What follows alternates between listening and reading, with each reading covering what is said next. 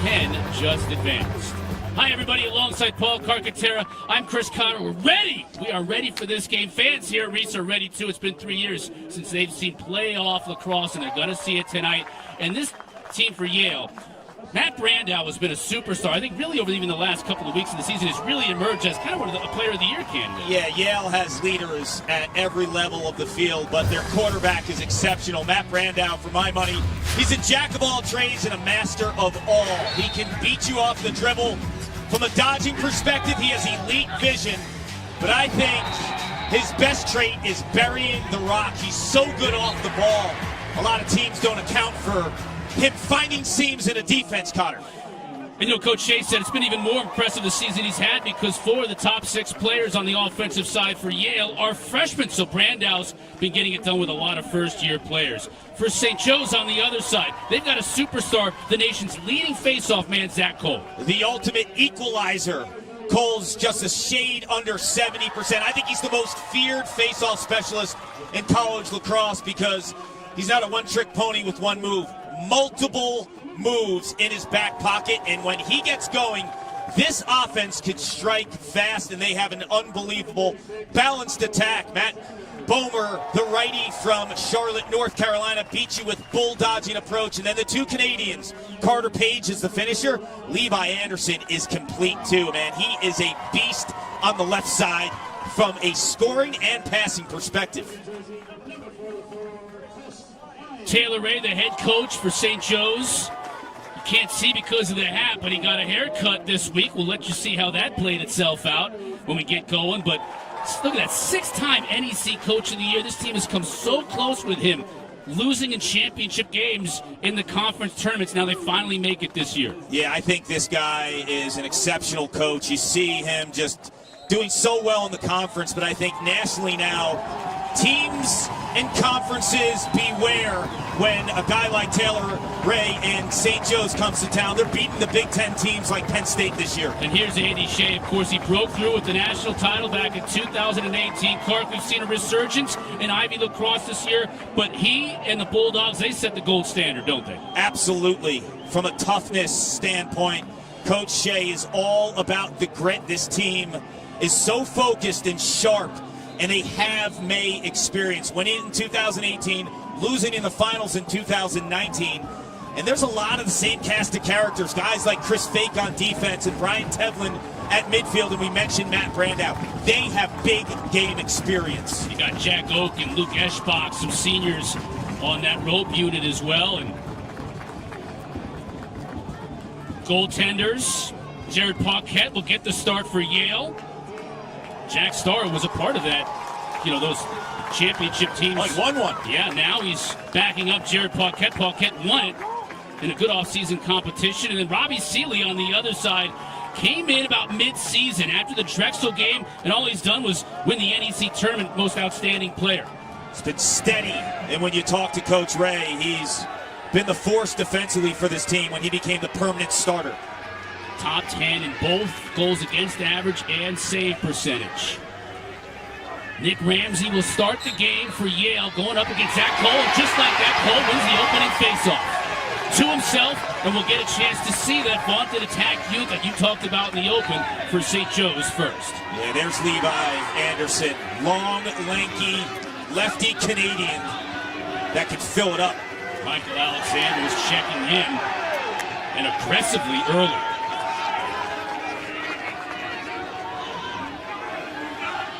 Tucker Brown, all conference. Big left-handed shot.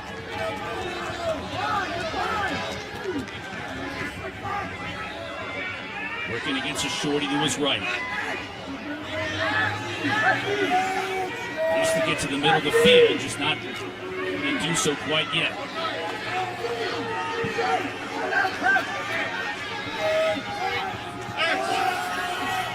Here's Anderson. Working goal line extended. Trying to muscle his way in. Got his left.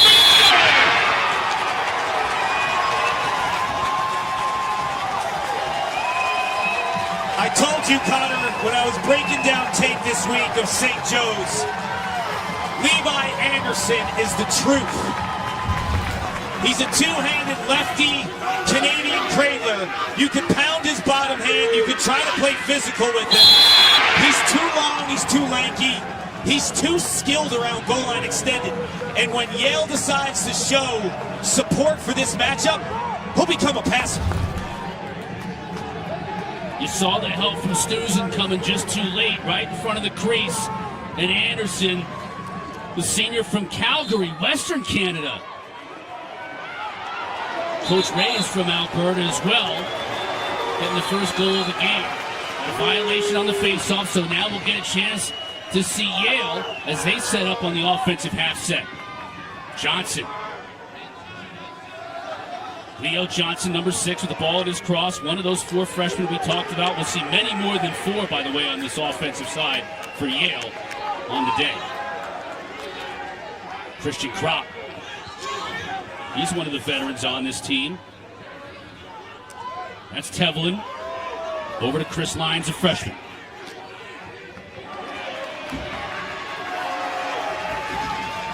Here's Sharp. St. Joe's is in a zone, and when you talk to Taylor Ray, he said he wants to show zone early to see how Yale responds. Just a tester, they want to at least show it to see how they match up. Tevlin on his horse, now quickly in front. Brandow too high.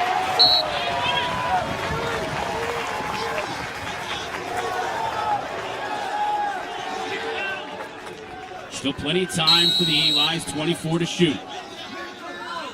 Johnson will put it in play. Tried to get it to a cutting Brandow, was knocked down, but Yale retains possession. Here's Brandow. Skip pass in front to Tevlin. The extra pass to Kropp, he shoots. And it was deflected wide by Sealy, so it'll be a fresh 60 for Yale. When you watch Yale on tape, they have the ability to move the ball at hyperspeed. And that's because of Matt Brandow and his leadership. Like, the ball will become hot potato, especially against a St. Joe's zone defense. Kropp has it knocked away. Nicely that time by Blondell. And it's causing a turnover, and we go the other way. Listen to this crowd. Got a great St. Joe's contingent here today. Come on, man. Philly sports fans. Love it. Made the trip. About a 3.5 hour to 4 hour trip.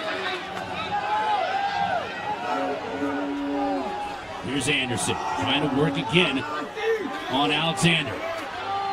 You see Stuzen is right there to help out, paying him a lot of mind.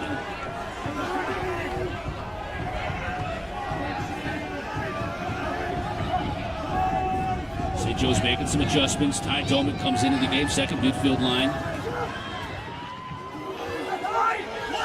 Anderson just trying to shovel it to the goal. Not a great shot from Anderson. It ends up going the other way.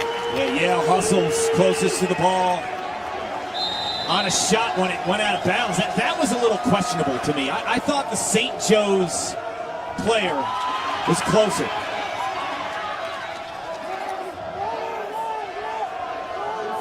St. Joe's riding hard. Got the turnover.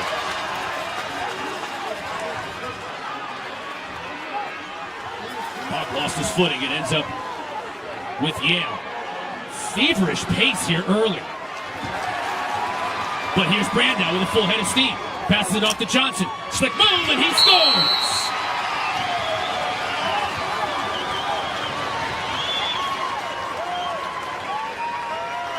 It's a game of inches. You can question the hustle to the end line all you want, but it is playoff lacrosse. And these are two teams that are battling closest to the ball when it goes out of bounds on a shot. That looked like St. Joe's. But Patrick Heckler does an incredible job at the middle of the field, evading that double team to give Matt Brandow and Leo Johnson an opportunity in transition. And when those two are hooking up, Cotter, watch out.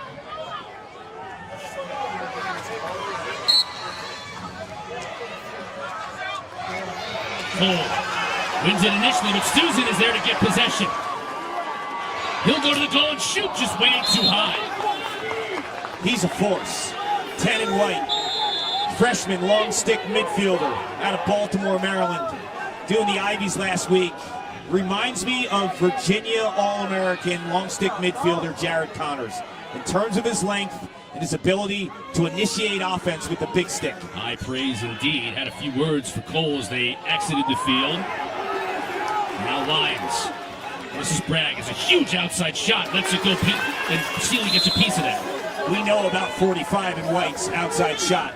If St. Joe's decides to go zone, keep him on the field. Talk about a zone buster. No one has range like him.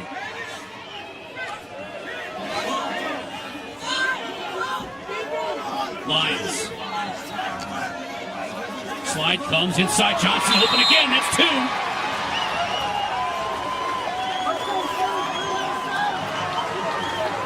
Freshman to freshman, and normally throughout the season, it's Leo Johnson passing to Chris Lyons.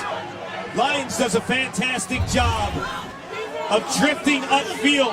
Look at all the eyeballs and the unsettled St. Joe's defense, right? St. Joe's right now wants to support that matchup, and Lyons actually takes another step back or two when he's probing that defense. He knows the finisher, Leo Johnson's camped out on the backside.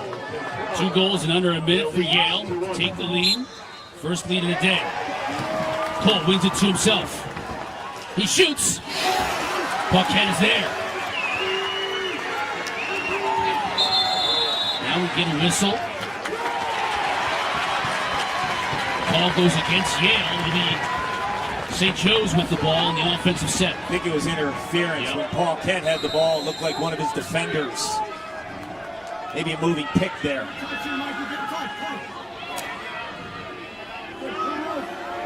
Up top to Brown. This is Colin Wright, which Ray called him the party starter, 52. Doesn't have a whole lot of goals on the year.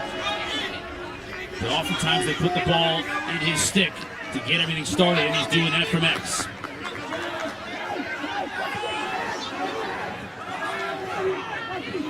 Brown has a big lefty, shoots and scores!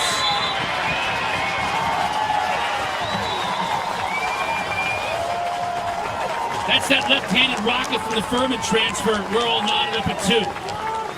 Hammer time. Tucker Brown known with the lefty laser.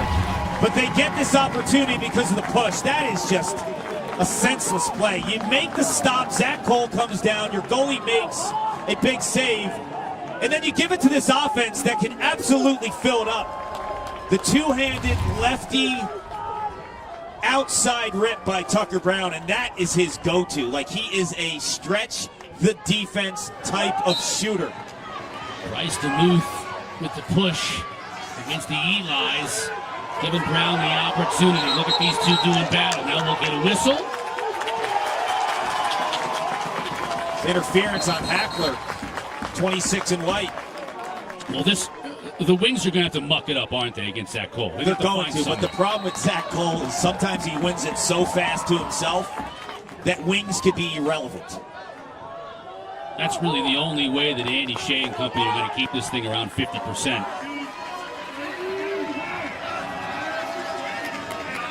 Shane Fable now for St. Joe's, working on the shorty. He shoots outside of the cage. Paquette gives chase.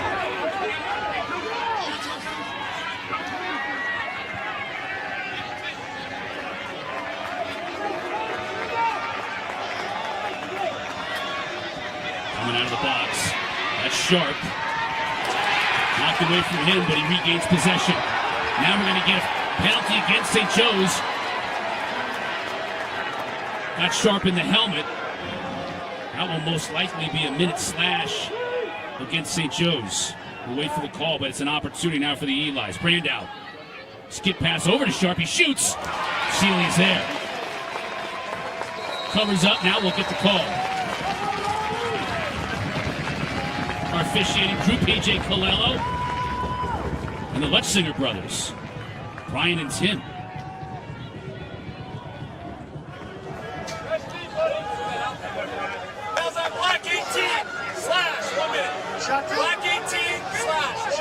Matt Popek, the guilty party. Yeah, he gets Sharp right in the head. Imagine officiating with your brother right there is the slash. There's no way I could be an official with my two brothers. We'd be arguing the entire time. Imagine the conferences in the middle of the field. We got to start playing, guys. Yale's man up is deadly. That man especially, 45. Leads the nation in extra man goals for a reason. There is nothing he can't do range-wise. There he is. Trying to get a little bit more room now over to Brandau. Brad. Tough angle shot off the outside of the cage. Sealy gives chase.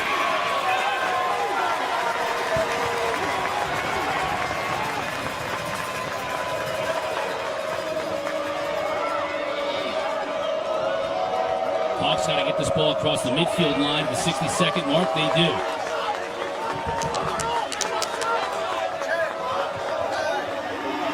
Shea and that staff at Yale wanted an offside. They won't get it. Instead, it's a timeout for Coach Taylor Ray. The underdog Hawks in town, giving Yale all they can handle early. We're going to show you a haircut on the other side. I'll leave it at 2. Caparo Jewelers wants to buy your unwanted valuables. Jewelry, watches, gemstones, diamonds, coins, and more. We're buying at Caparo Jewelers Hidden Treasures Buying Event for 3 days only. We're flying in expert appraisers to give you money on the spot. Meet the appraisers May 16th through 18th to find out what your items are worth. It's 3 days only, so don't wait. Caparo Jewelers, come see what everyone is talking about. Want to manage COVID? Just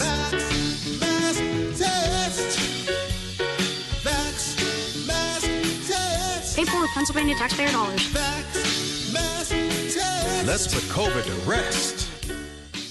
St. Joe's, you know, they were NEC runners-up in 2015, 16, and 18, but this year they were able to cut down the nets. 14-3 on the year, all 3 losses by 1 goal, Clark, including an overtime loss to Penn, where they pushed the Quakers, who are in the quarterfinals, by the way, all the way into the bitter end.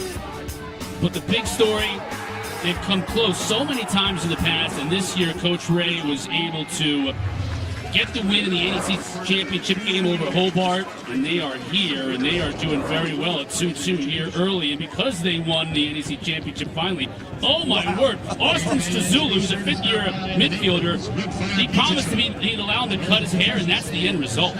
He's a man of his word. That is incredible. I mean, you did your coach. It's the complete injustice. Oh my gosh. And He cleaned it up, obviously. Right. For those who don't know, Clark is a barber. And a very good barber. He's given us all haircuts at some point in time in his life. There's only one thing you can do after that haircut. It's take it all off. Take it all off and start all over. Nothing else you could do. That's So exactly well what played, he did. Austin Strazula, we tipped the cap. Did your coach dirty with that haircut, but he kept his word. Now St. Joe's is trying to do the same thing to this Yale Bulldog team, and they've gotten off to a good start. Back to even strength. Hawks were able to kill off that 1-minute man down.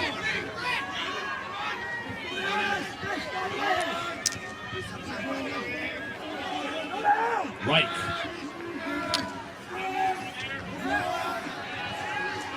Nice job by Jack Oken, staying with him. Now behind the cage.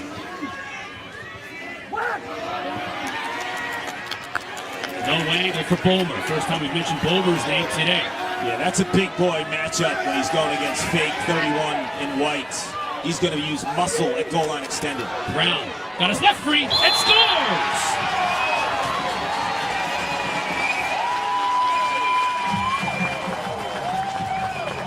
When you watch Brown on tape, a lot like Thomas Bragg from Yale, he will let it fly time and room.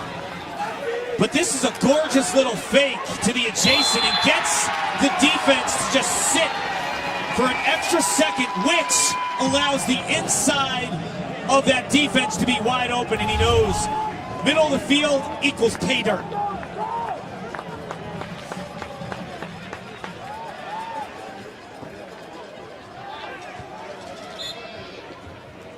Cole kicks it to himself, comes out of there with it. The scary thing about Zach Cole the face-off specialist, 7 in black. He's actually better in the second half. Yeah, that's exactly what Ray said, too. His first face-off of the game, he's under 50%. He's great at adjusting, great at countering. So he gets better as the game progresses. Got a little rain coming down here in New Haven. We expected this. Weather was in the area. They'll play through rain, no problem. If we do have some lightning, though, we'll have to put the game on pause. Right now, it's just a little light rain. Easy for me to say. Under the cover. The shovel in front. Stays with St. Joe's and Matt Bowman. Yeah, this is the big boy matchup. It is really difficult to beat Chris Fake around goal line extended because he just uses muscle. Fake stays with him. Bowman rolls, though. Shoots. Ken is there. That was a sick move by Bowman. A little twister coming out of that roll. Now Anderson. Move checking in for the time being. Look at the strength. Anderson gets in front. Paquette makes the save. Anderson wasn't able to stay out of the crease, so it's Yale ball.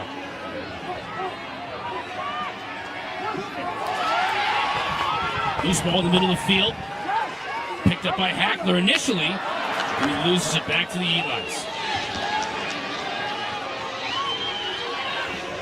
Here's Sharp. Tevlin. Behind the Johnson. He's got Kropp coming out of the box now with the ball in his cross.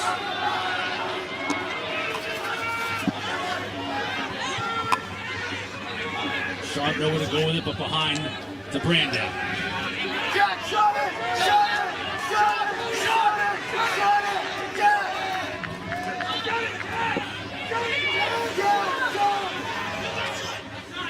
Johnson trying to come upfield.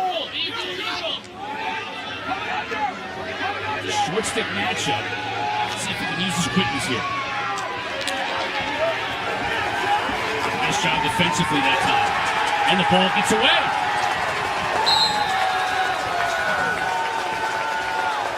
How's the rain affecting either or both of these teams, Clark, in your mind? Or how will it? Well, normally you'll see passes lower, right? Because your stick bag's out. That one went high, so I don't think anything yet. Just started rain-wise.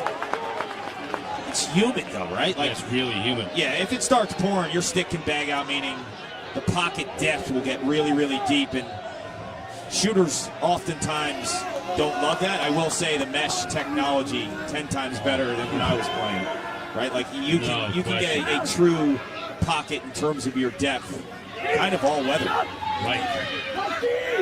Over to Brown. He's been hot. Paul Kent stones him.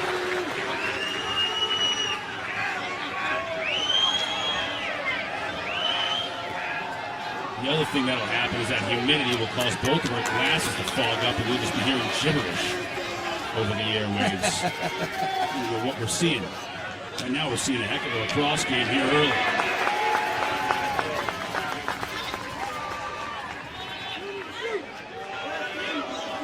Here's Bragg, looking to just get a little bit of space. Help comes. That left Lyons open, but he didn't take the shot.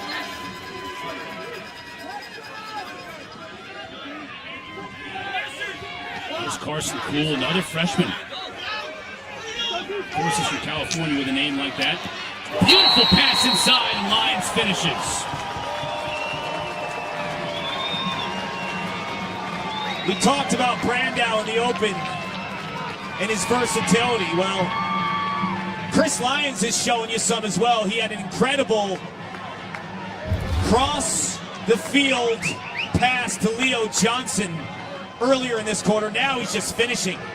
And Carson Cool does a fantastic job. He's a midfielder but played a lot of attack in high school, so that is where he can operate on a short stick. St. Joe's is so concerned about that matchup, they just show just a little bit. And Cool recognizes the man in the middle.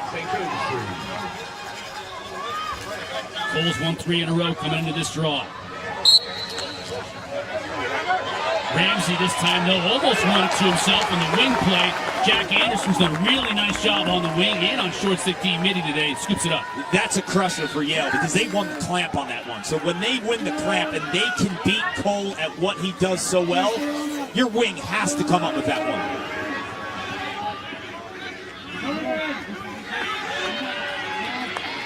Brief shower, it stopped temporarily. Here, Reese. Lockman loses his footing. Now he loses the ball. Can he get it back? Cannot. Hackler comes out of there with it. Hackler's not afraid to generate quick offense. Here he does and scores!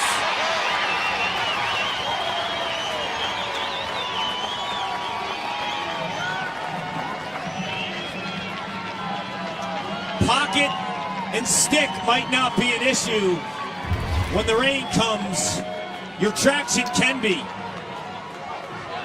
Yale shows a quick double team.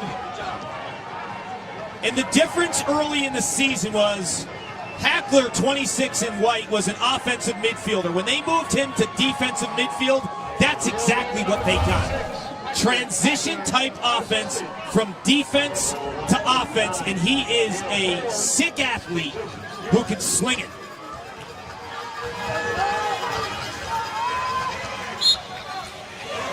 Again, Cole gets the better of Ramsey.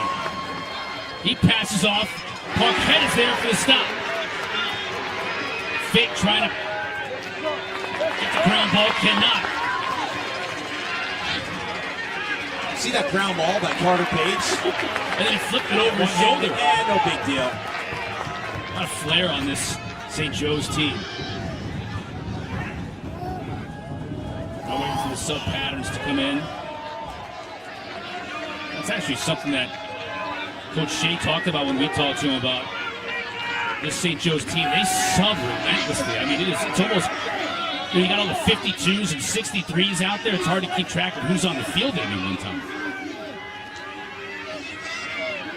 63 is an interesting offensive number, right? Right. Hockey numbers. It's like all hockey numbers. This is the barber, Strazula. Physical dodger, can use both his left and his right. Trying to work on Christian Johnson. You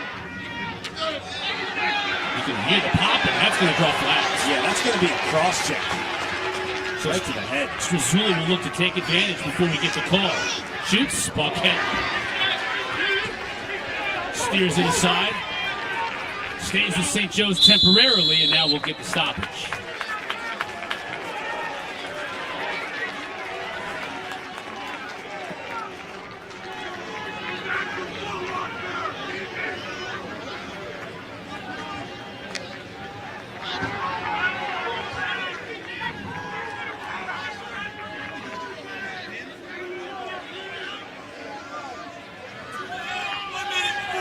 Full time. First the ground ball, Carter. Yeah, look at this ground ball by Carter Page. Just one-handed. How you doing? Here's the penalty. Christian Johnson. Yeah, that's a good 1 minute full-time serve, right? You have your hands separated at that width. And to thrust over by the head, that's an easy call. 6 saves for Parquette already in this game. He may need to make 1 or 2 in this full-time penalty because with a face-off guy like Cole, that's dangerous. Got to get the first one to go, though, if you're the Hawks.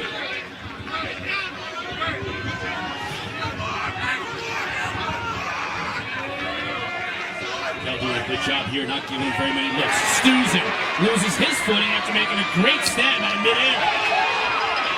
Tevlin tracks it down. He gets knocked. Gets back up there, looks in the middle of the field. This is a dangerous play.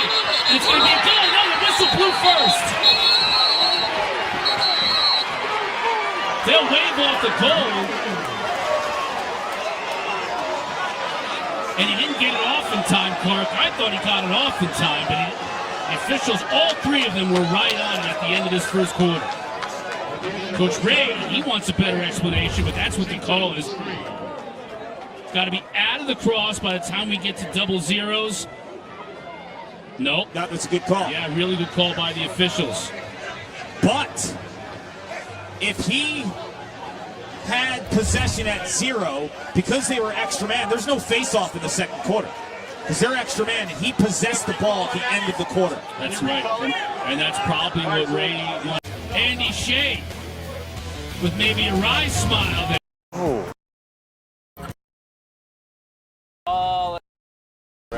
Paul Carcaterra with you in New Haven. Handsome Dan's loving that first quarter. 3 ties, 3 lead changes, in Yale with a 1-goal lead. As we head to the second, let's take a look at our NCAA tournament brackets. First half, you see Princeton with the win earlier today at home against BU. They'll advance to take on the winner of this game in Hempstead next Saturday.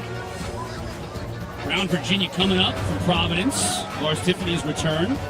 Yeah, 2 seniors for Princeton paving the way. Chris Brown with 5 assists and goalie Eric Peters, 15 saves. Let's win right here. Richmond had Penn on the ropes. Penn scored late to tie that game to send it into overtime, and then they won it in the extra session. So, coming into this game, that was right before we faced off here. You got to think St. Joe's got a shot.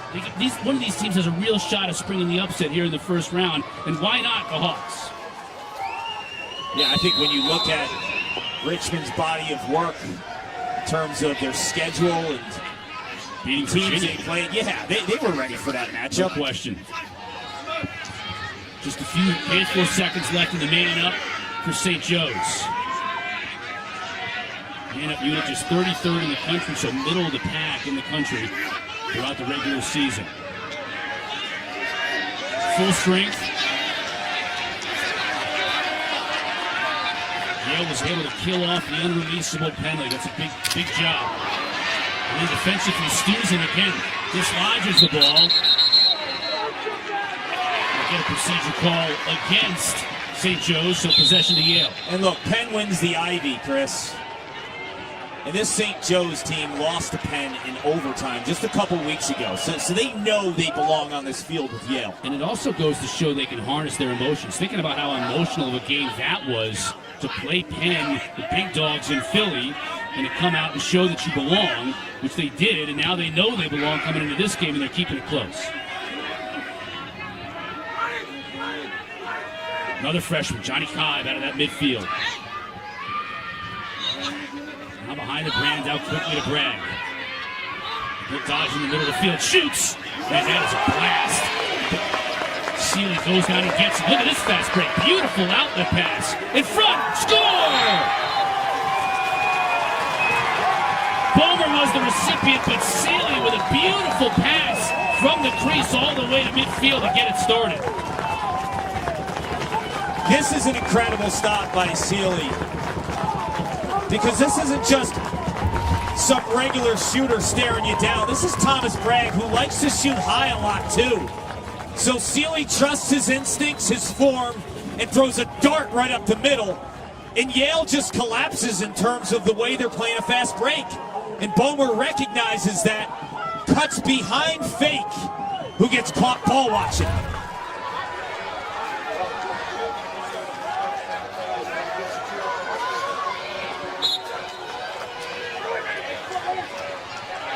Ramsey gets possession. That breaks a string of 5 in a row for Cole.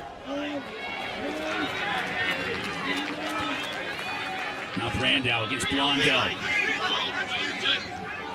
Over to Johnson. Already a couple of goals on the day for Johnson.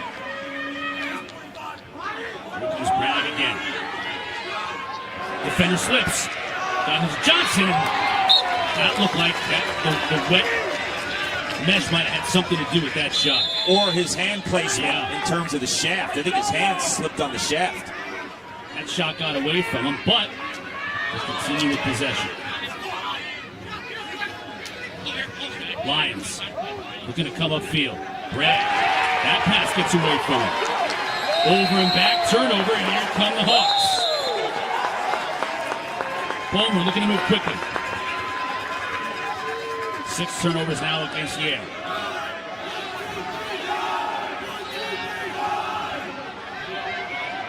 Carter Page a long way out from the goal, not his usual position. Duluth does a nice job of closing the door. He's hammering and hacking him.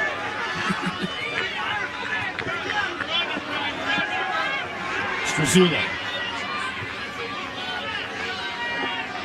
looking to dodge, but he'll wait for Tucker Brown to come on.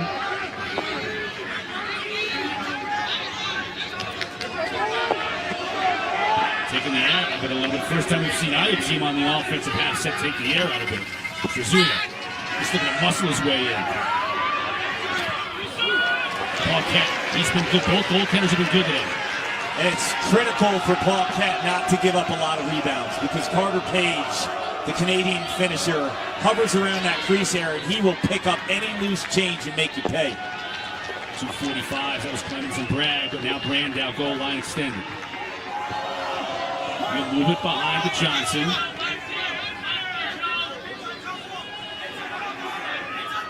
Up to Sharp. Brandow, he's got his defender hung up. Now Blondell comes to meet him, goal line extended. Kropp coming out of the box.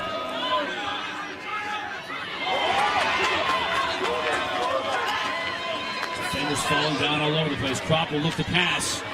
Sharp switches to his left and scores.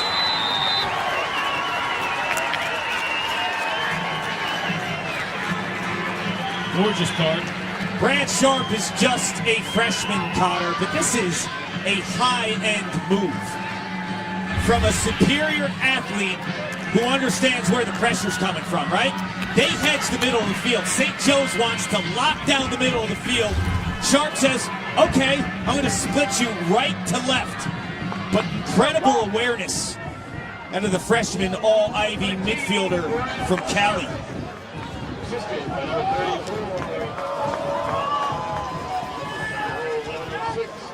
Here's a story at the Face-Off X.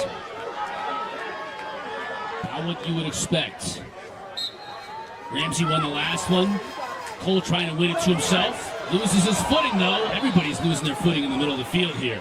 We had a brief rain shower just about 20 minutes ago, and it's having its effect on this game.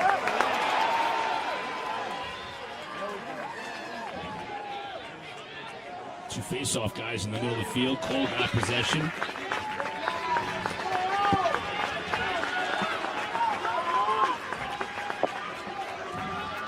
Still got a pole on the field for the Hawks. One of the wingers on that face-off. Now he'll look to sub out. Teo Domix coming in. Now he's got the ball on his cross. Johnson checking him. He'll use a pick. Beautiful play. Ooh, that one just got away from Page. Wow. Zach Cole's at the top of the box, kind of playing cat and mouse with the sub game, because that gives an opportunity for St. Joe's to play 5-on-5. And now we're going to get both face-off men subbing out, to your point, Clark. Cole and Ramsey. And they're saying that the ball did not get all the way to Paquette, so no shot clock reset to 60. That's why we're at 40 right now. Yeah, because of that cat and mouse game, it will open up opportunities for St. Joe's to play 5-on-5 with Zach Cole. You just see the way that he's kind of teasing Ramsey with that sub game. William King getting some playing time for the Hawks. Over here, McLaughlin. Lost his footing. And we'll get a timeout. Coach Ray has seen enough of his players slipping and sliding out there. We'll take a timeout with him. Yale up by a goal here in the second.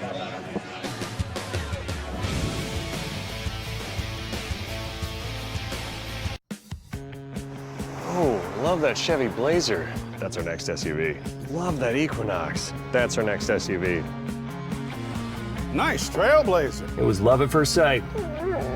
What? The Chevy family of SUVs. Find new options. Find new roads. It's Chevy Sport Utility Spring. Well-qualified buyers can get 0% financing or get a $1,000 cash allowance on all 2022 Equinox models. Find new roads at your local Chevy dealer.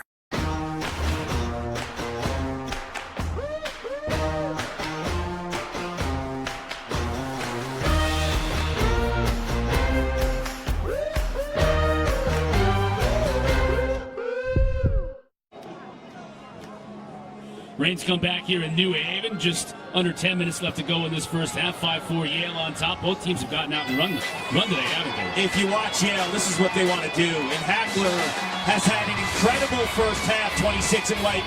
Starting the transition game for the elusive freshman Leo Johnson. This time Hackler takes it himself end to end.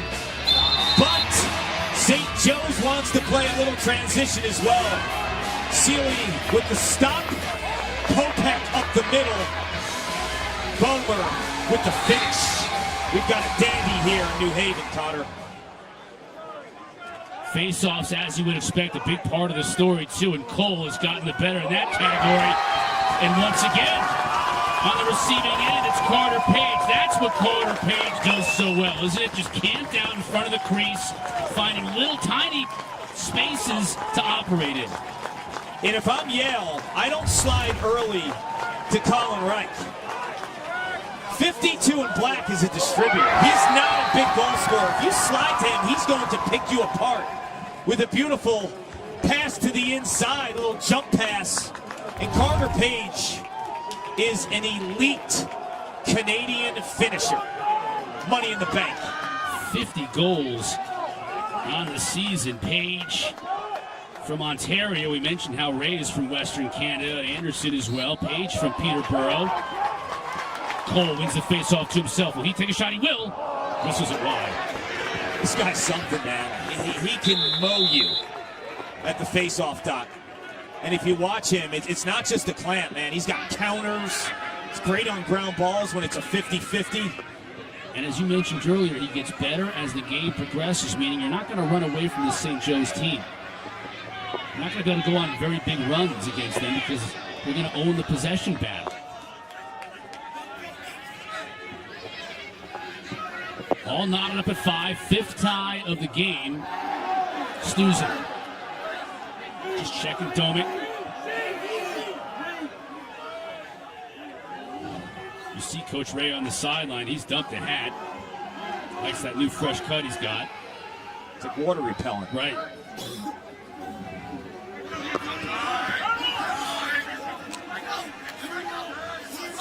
This is Faber. Oh. Anderson. Let rip. What a rip is right. He started the game with a lefty one-on-one dodge above goal line extended. Diagonal to where he is on this offensive set. So they move the superstar 8 in black around because he's got range, Connor. And Alexander coming to help out on Fable, and that left Anderson wide open.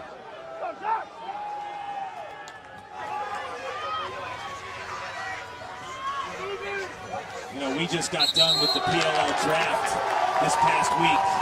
Levi Anderson will play in the PLL. Oh, yeah. He'll play in indoor, too. In the NLL, I think he's going to play in both professional leagues because of his box background, but he's figured the field game out. Ramsey tried to get the jump on Cole that time. Couldn't. Go through the violation.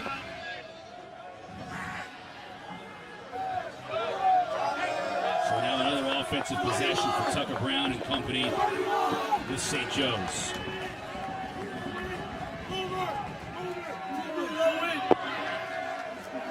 Reich down the alley. He loses his footing but gets back up quickly.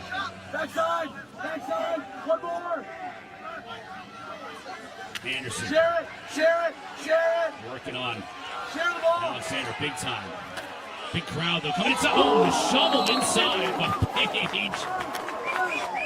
A lot of people think, like, oh, Anderson's using that opposite hand when he dodges left-handed. He uses the right, but he has two hands on his stick. They're not going to call him for a ward. It's like a chicken wing move where he uses the offhand and swoops by the defender. Here's Bomer. Fake. It's beaten by Bomer. That lights up this crowd from Philadelphia. And that's St. Joe's bench.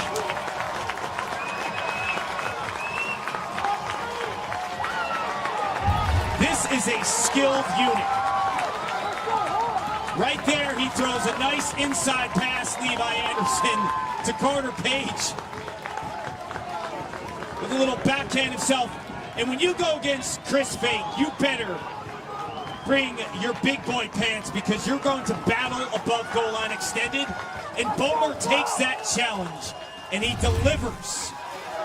We've seen Chris Fate, right? Like when you get above goal line extended, he is going to hammering you. Yeah, it's going to be a wrestling match. Yeah. Bomar that time closed the deal. Bomar at a Charlotte Catholic. Cole wins it. He'll shoot. Marquette goes up to make the stop. Now will Yale look to counter quickly. Johnson. That's Stuzen on the wing. Still has Ramsey, the face-off man, on the field. Now Ramsey will sub out. Tevlin will come in. Brandow is a little unsettled. He'll look to take advantage before the substitutions come in. Now he gets it to Tevlin.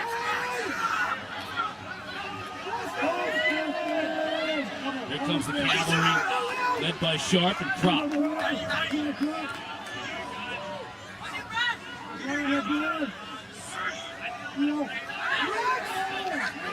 Picked off by Seeley. Sharp looked like he was halfway in between what he wanted to do there. And Seeley's Johnny on the spot. Now punt return. No problem for Clemens. I thought you were getting offside here, though. You weren't paying attention. Yeah, that was a good call. Didn't have three back.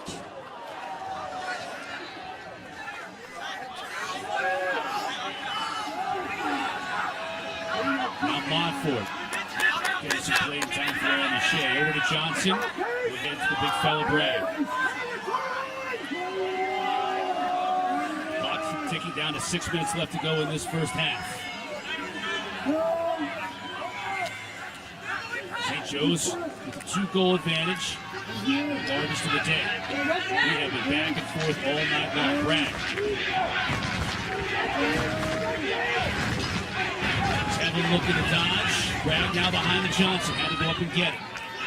Still all kinds of time for Yale to shoot. I feel like we haven't even talked about the shot clock all night.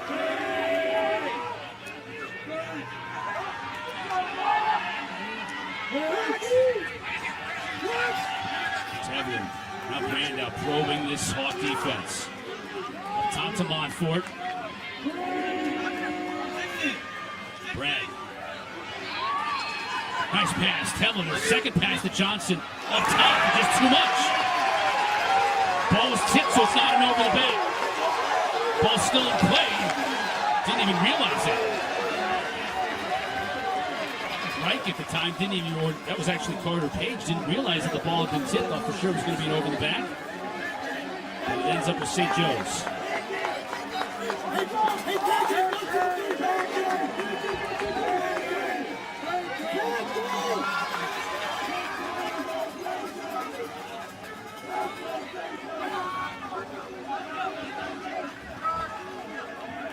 Got Bragg hung out here on the defensive end card. Number 45. We'll see if Tucker Brown can take advantage. Yeah, they like Tucker Brown. Not only up top, but in the invert game, too. Got a step. Marquette, though, is there. I thought Brown could have continued his motion upfield to increase his angle. He shot that prematurely. Relentless ride here by the Hawks. And a beautiful job by Montfort to break it. Kropp. Can Yale take advantage of the substitution? Brandow will fire wide. Wow. They had the numbers, a little confusion on St. Joe's part defensively. Brandow just missed the target.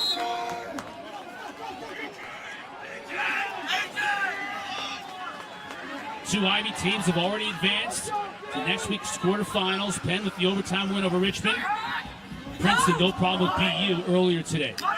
Kropp shoots wide.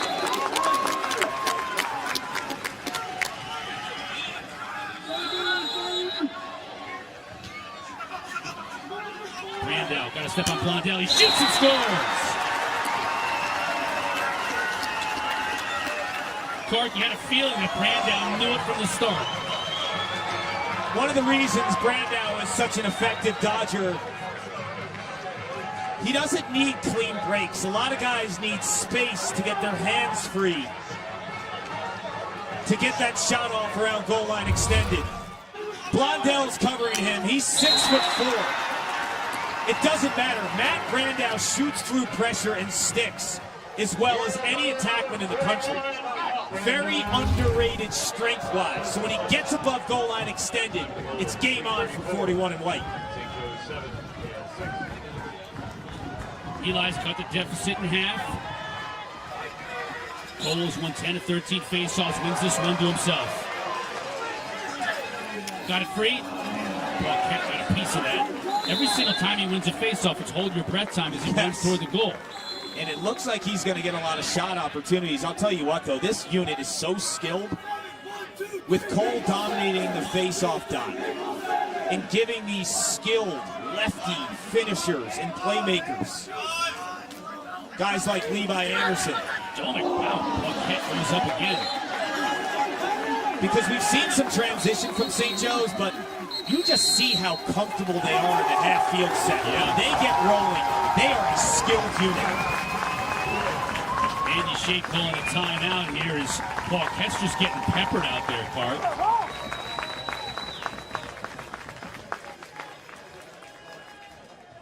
Think about the last few years for Andy Shea and Yale. Take a look at Taylor Ray talking about his charges. There are the Eli's in the huddle. Broke through in 2018. They've been pretty good the years leading up to that, a couple of years, Clark, but then finally getting the national championship in 2018, and then following that up with a berth in the championship game in 2019. Yeah, they proved to be mainstays, and with the success and the DNA of this Yale program, the recruiting was elevated, attracting top lacrosse players nationally. And then 2020, 2021, seasons canceled due to COVID. Everyone but the Ivy was playing in 21. And this was a brutal scenario for any Ivy League lacrosse player to sit and watch the rest of the country continue to play college lacrosse. And Clark, you think about Andy Shea and, having the success and all the momentum that 18 and 19 brought with it, and then you're off for 2 years, and all the young players that he's had to coach with his team. He's really done a remarkable job. It's incredible how young this Yale team is, but I will say this. There are some characters from the 2018 team, like Chris Fate and Christian Kropp, and their captain, Brian Tevlin. So they had that core group of leadership that knew what it was like to win a national championship, that was in a locker room with guys like Ben Reeves and Matt Gaudette. So they had those core group of leaders. The issue was those core group of leaders were surrounded by guys who had no clue what it was like to play Yale lacrosse. Brown trying to get that left free.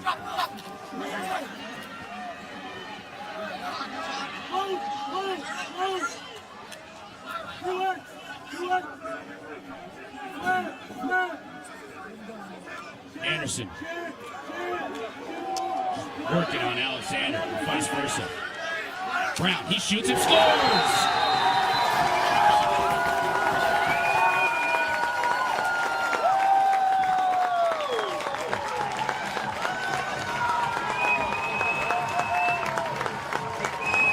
Tucker Brown knows he's going to have opportunities. With all the attention of Levi Anderson, they're leaving a guy like Jack Gogan out on an island with no slide. The slide is late, but the issue with Tucker Brown, because of his strength, like Matt Brandow, he's getting a shot off with pressure. He's been fantastic in this first half.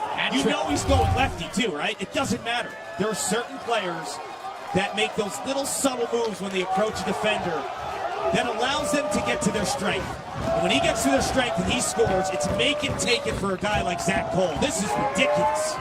Brown, 3 goals on 5 shots on the day. Cole, now can he keep possession? That's a dangerous pass.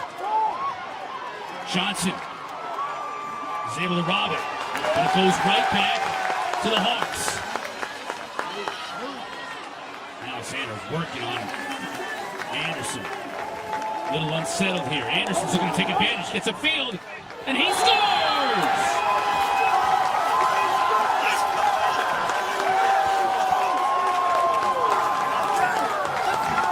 Sidelines going nuts. They traveled from Philly to New Haven to get pizza and see an upset. That's all they were thinking. But the relentless ride and approach of St. Joe's in the middle of the field has been critical in this first half. Watch this finish by Levi Anderson. Most guys, when they come from behind the cage here and do that backhand shovel shot, almost all the time they shoot high. The instincts and the awareness to fool Paul Kent and everyone else. I mean, how many times have you seen the Lyle Thompson move from behind? 90% of the time, where does it go? Goes high. Yeah. Another violation against Ramsey. Largest lead of the game for St. Joe's. Will we get a pole goal? Oh my goodness, Paul Kent robbed him. And now Yale will look to counter quickly. Johnson, beautiful to bring it down. Check that, Lions finishes. How about that for a momentum switch?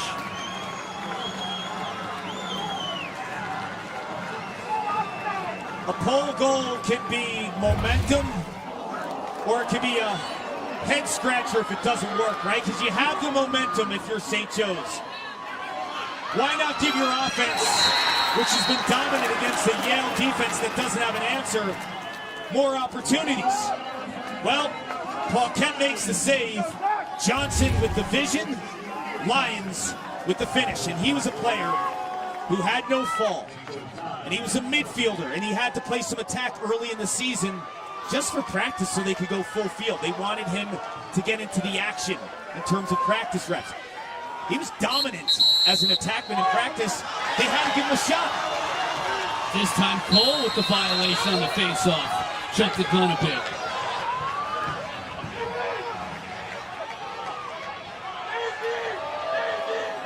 Brandel forces him behind the cage. Now coming back upfield. Gets it to Tevlin. Final minute and a half of what has been an amazing first half of lacrosse here at Reese Stadium. Brandel finishes there. Back to a one-goal lead for St. Joe's.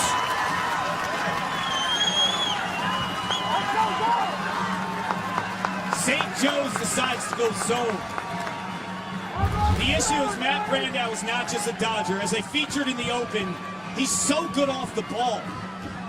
And that high crease ability to find a soft spot, right? The one or two steps that he takes upfield to recognize where the pressure isn't. Matt Brandel. All Ivy unanimous. Second leading scorer in the country. 2 goals in 27 seconds for the Eli's. Now the deficit is 1. Ramsey battling with Cole. Cole kicks it to himself.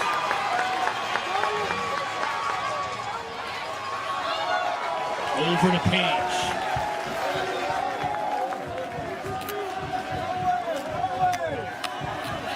Toulouse is all over him. You can hear the slapping. Yeah, this Yale defense is aggressive. Chris Fake sets the tone in terms of physicality and honestly anger. Yeah. 5-second differential between the game clock and the shot clock.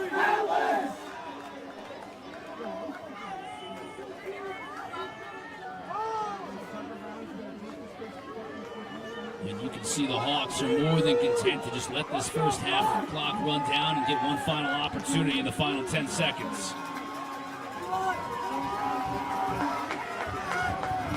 It's going to be Tucker Brown working on Patrick Hackler. Now 15 seconds left to go. Brown will go.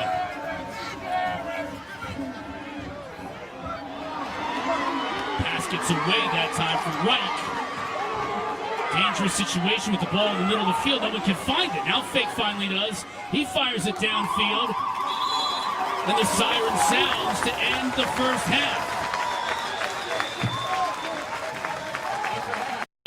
He from right to end. What a fully pleased with Eli's at the end. The stars for this game for Yale in the opener, or for St. Joe's rather. How about Tucker Brown with the left and then Levi Anderson showing his best? Yeah, Tucker Brown with 3 goals in that first half, just absolutely slinging it. Able to play off the pressure, finding the left hand, whether Yale knew it was coming or not. These guys are both the dominant left-handed finishers that can light up the scoreboard. This one was just pure instincts by Levi Anderson. But for Yale to come back in this game, I think it's all about finding transition opportunities. That's why Patrick Hackler might be the most important player on the afternoon, because his ability to go from end to end. He's a short stick defensive midfielder that can strike in transition. In the Yale offense, with guys like Leo Johnson, they can respond in bunches if they play more unsettled. Final minute and a half of that first half, Clark, Yale was able to pull a little bit of the momentum back. St. Joe's had their largest lead of the game, 3 goals. You saw it in transition. Chris Lyons scored one of those goals to get it closer here at the break. And so here we stand as we start this second half. Face-offs as we expected. Zach Cole leading the way. It's 14-4. The advantage at the face-off dot. But just as I say that, Ramsey wins one to start the second half.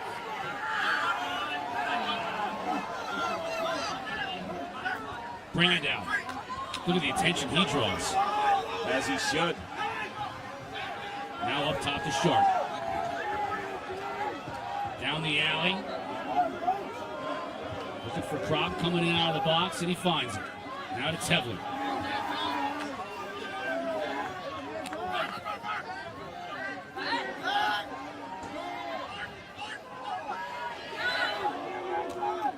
Drop. Loses it. We have had some rain all evening long. That has had an effect on this game, mostly on the footing. Both these teams slipping and sliding a little bit there in the first half. Here's Tevlin. What about shooting? Stick got it behind the cage. In front, Lyons couldn't find the handle. Ball quickly dislodged. Back to the Eli's, and freshman Leo Johnson says it's settled things down a little bit. Drop.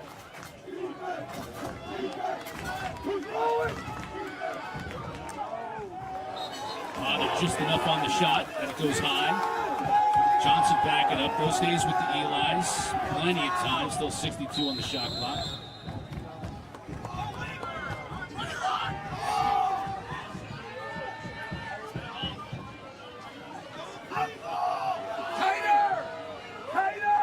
We'll make it a substitution on this possession. Bragg coming in for Yale. Drop loses his stick initially.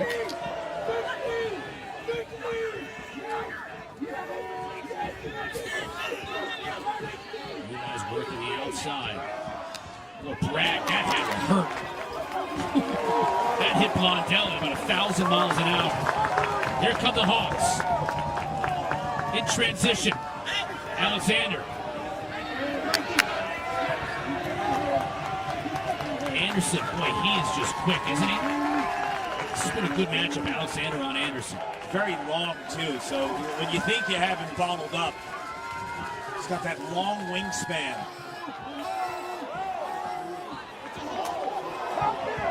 Stuzen. That's a star. Stuzen, 10 and white, is a star in the making.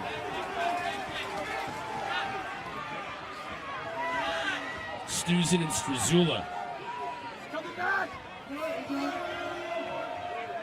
One of my concerns, Cotter, for this Yale defense, which has been exposed at times the last month, is how much defense they're playing in this game, right? Like from a gas standpoint. Face-offs heavily tilted toward the Hawks. Now we get a whistle. We're going to get it in the crease. Just slid in the crease that time.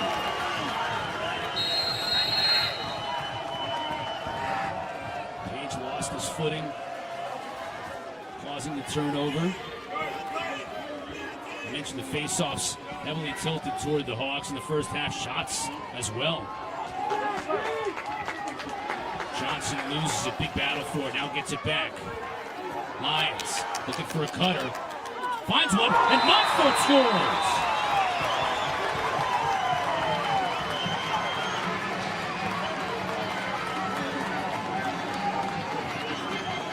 Montfort gets this opportunity because of a hard-fought ground ball.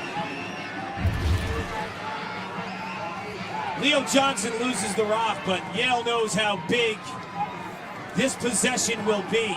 To start the second half on the right foot, Lyons spots Montfort, and what a play by Montfort to catch that across his body and to spin all in one motion. The grab across his body, the spin, and the shot location on a righty goalie. Perfect. Fourth goal of the year for the sophomore from Syosset. Once again, we are even. This time at 9 goals apiece. Tied for the 6th time tonight. Nicholas winning another one. Nicholas Ramsey coming up big here in the second half. You know, this is normally Zach Cole territory, right? He dominates the second half. Talk about answering the bell for Nicholas Ramsey. 2 in a row here in the second half. Now the field tilted in this direction. Brandau on Blondell. Here comes Kai.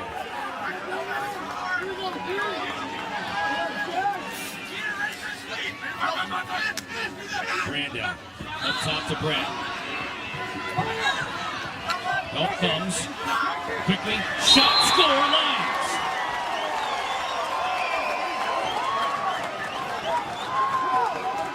Fifth lead change of the game, Clark. Yale has scored 4 in a row. This is Yale's sauce on offense, moving the ball. You watch the #1 team in the nation, Maryland, it's all about that next pass, right? They've mastered that. When Yale's at their best, the sixth sense to understand seams in a defense and ball movement. Lyons has had a ball game. We're seeing passing from him. We've seen 2 elite type of next level passes and the instincts and seeing through the layers of a defense, but his calling card has always been finishing the rock, which he does. But I'm seeing the evolution of 44 and White too, because he's not just a finisher. 3 and 2 on the day. Ball kick forward. Cole can't scoop it up. We'll get a loose ball push here to go to the Hawks.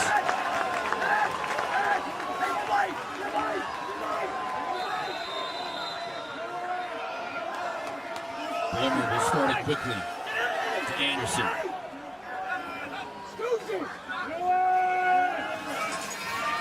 A little unsettled here. Hawks have finished their substitutions. Get a pull off. And they'll bring Fable on.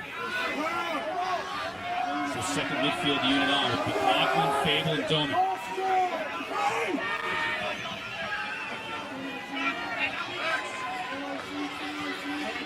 Fable looking to draw John Johnson.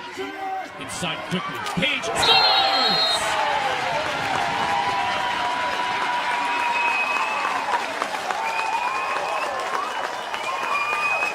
Some guys play by different rules. Like, this guy might be open, this guy might not be open, but then there's Carter Page rules. Just jam it inside to him. He catches everything. He's got a stick on him. You thought he lost his angle, and like Montfort, he spins to increase his angle back.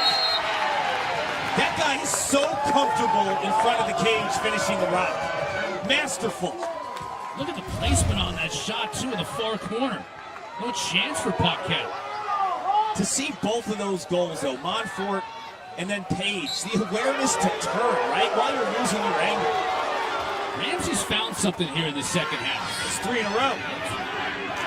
3 out of 4. And the push in the back here, possession to Cole in that last one. How about that for Brandau?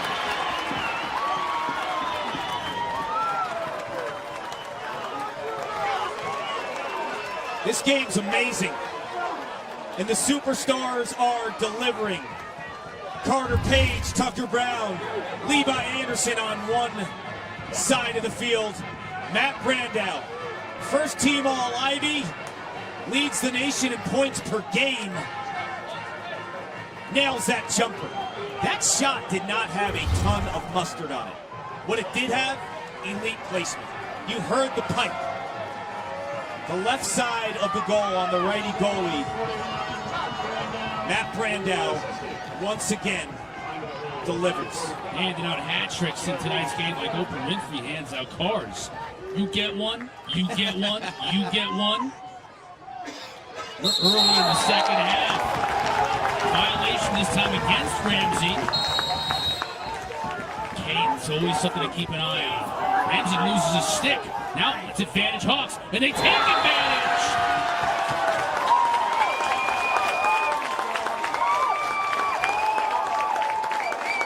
Levi Birch, who was a wing on that face-off, stayed on when Ramsey was out of the play, and he buried the shot.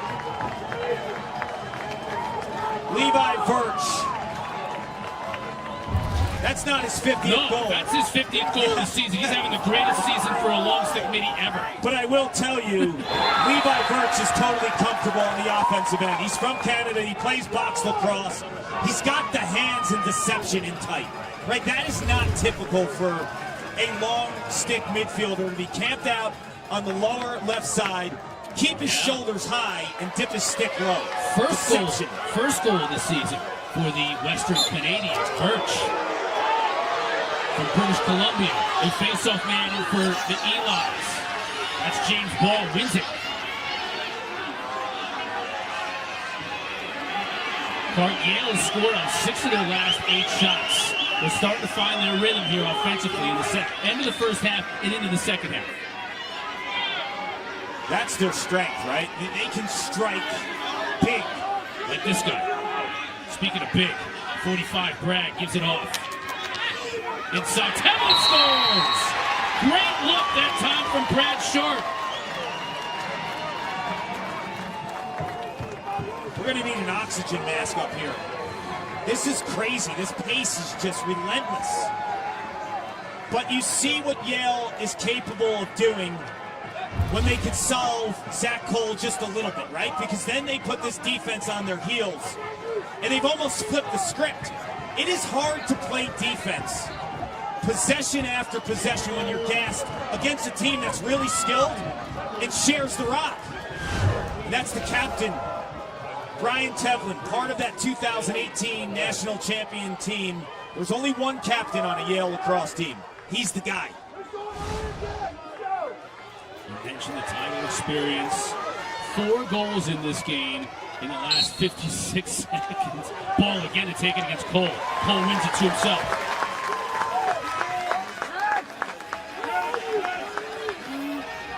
See, when Yale won 3 of the first 4 in the second half, you saw them just putting relentless pressure on the St. Joe's defense.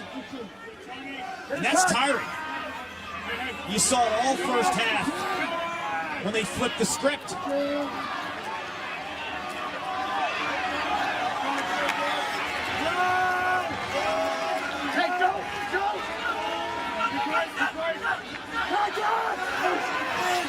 Well, Kemp couldn't find it initially, made the stop and settled.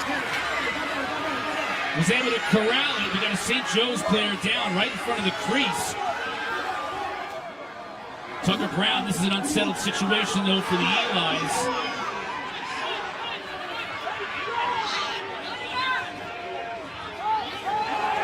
And they're going to throw it away. That's a break for the Hawks right there. They need it. He took a hard hit. Good to see him up, running off. He's coming off. He was fantastic in that first half. The 3 goals, the physical brand of 63 in black. To get to his left hand when everyone at Reese Stadium knows he's going lefty, he still gets there. Tough clear. Picked off. Inside, what a pass! What a pass from Lyons!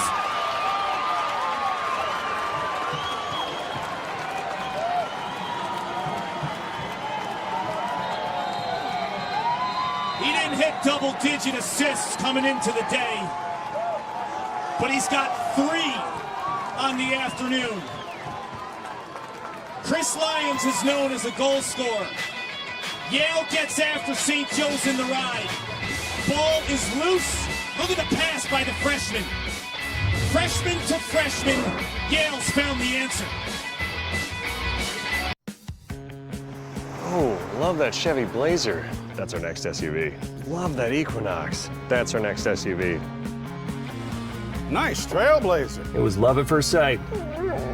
What? The Chevy family of SUVs. Find new options. Find new roads. It's Chevy Sport Utility Spring. Well-qualified buyers can get 0% financing or get a $1,000 cash allowance on all 2022 Equinox models. Find new roads at your local Chevy dealer. Come here. Let me help you out.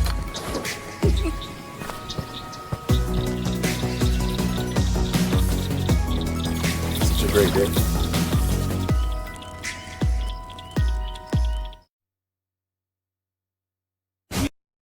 Himself into the wall. Fan. Virginia takes up Marcus Field, and you'll see him tonight at 7:30 up in Providence. Ball with the win on the faceoff. He'll shoot and score! That's the ultimate juice goal. And look at the Yale bench.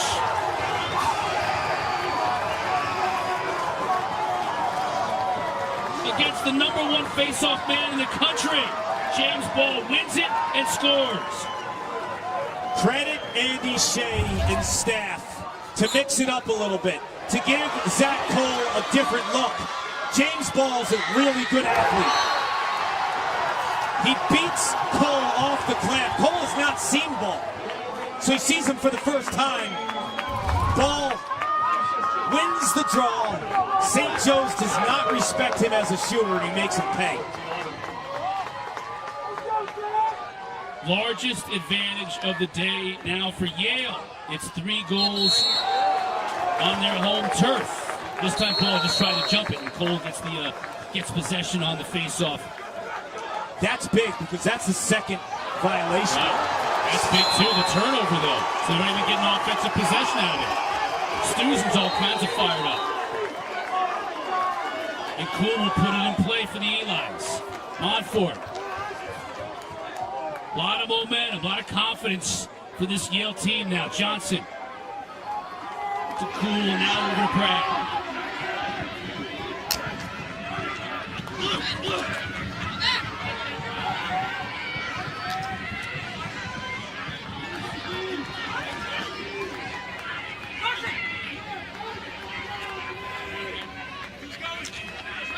Johnson behind the cage, now up top to Bragg. Pass was in the dirt. Johnson tracks it down. There's still all kinds of time to shoot. 35 seconds on the shot clock. Bragg, not interested in hearing about that. Montfort.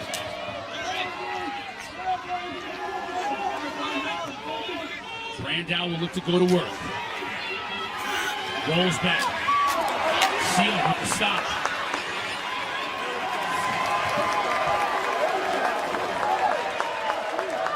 Hawks on the run. Cool defending on that play. Shot. How about Paquette making the save on this side? He's been fantastic tonight.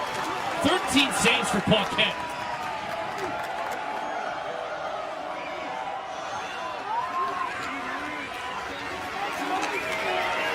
Bragg slows things down a bit.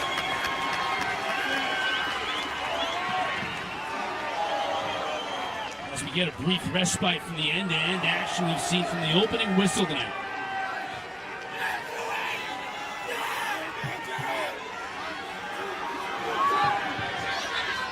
What's at stake? A trip to the quarterfinals next Saturday in Hempstead to take on Princeton.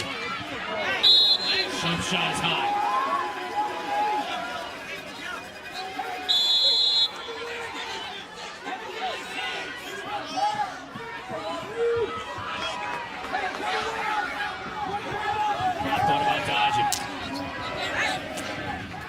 Johnson, nice catch.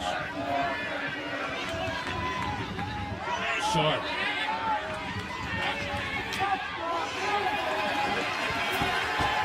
20 to shoot for Yale. Here's Tevin. Back over to Crop. Sharp. Extra pass to Tevin. Beautiful job defensively by Blondell, though, knocking it away. Wow, though. St. Joe's plays incredible defense. It would have been a shot clock violation, but they had possession of the ball. Right. And then the check by Tevlin gives them a clean 80. Clean 80. So now this defense, which is tired having that whole possession. Gassed. Now they got to stay on the field. And What a put in play another by huge Tevlin. effort. A huge effort by Tevlin. Great job of anticipation. Ritter gives it off. Oh, just high. Page knows. Right. Look at his body language. He knows. That was a moment to get a lot of momentum back and to dig into this 3-goal deficit. Still, though, they have possession. Bomer. Strazula. Gets by Stuzen. Now full head of steam. Hope is going to have to come. He shoots and scores!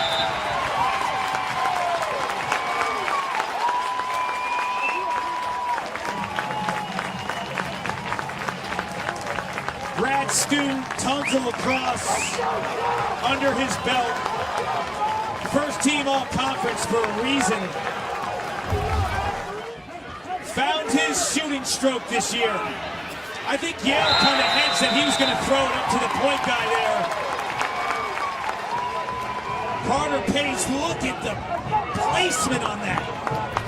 Paquette is there, just so close.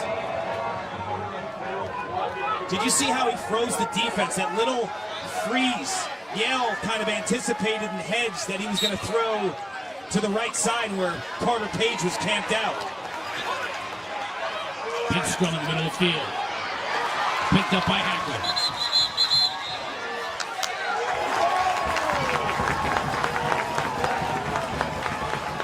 Missed the call from the official here on the near side, but that's going to be a turnover.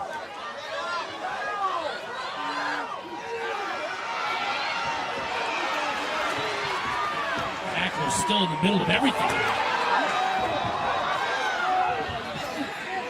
Ball, the face-off man eventually gets possession back to Paquette. Wild sequence of events. And at the end of the day, of course, it's a close defender, DeMuth, who brings the ball across the midfield line. It's possession for Yale. It is critical for Yale to go on a run here because they're up 2 right now, but they have 2 face-off violations. So they get a third, and everyone after that, they're doing time in the penalty box. And you're going against Zach Cole. So you're going to be trigger shot to begin with. And knowing that if you jump, you're dealing with a man-down situation. Lions. Braga, fire and score!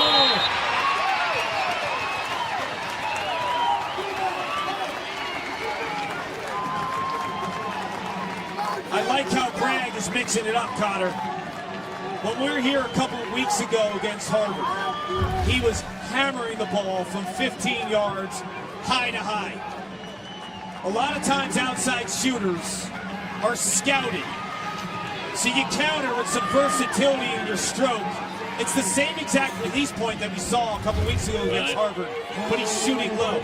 But right now, this is so interesting right now because as Nicholas Ramsey trots out, he can't be super aggressive against Cole. Because if he jumps, that'll be the third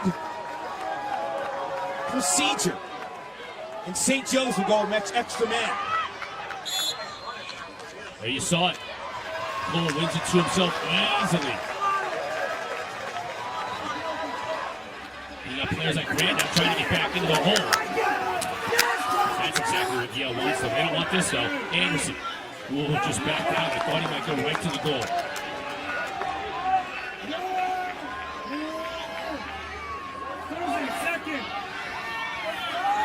Zula now. Isn't that what Yale wants, though? If Cole's going to win the face-off, you just got to harass him all the way down the field and force him into a turnover. He's good with the ball, right? Brown, players go crashing down to the ground. Still got a long pole out there on the field for the Hawks.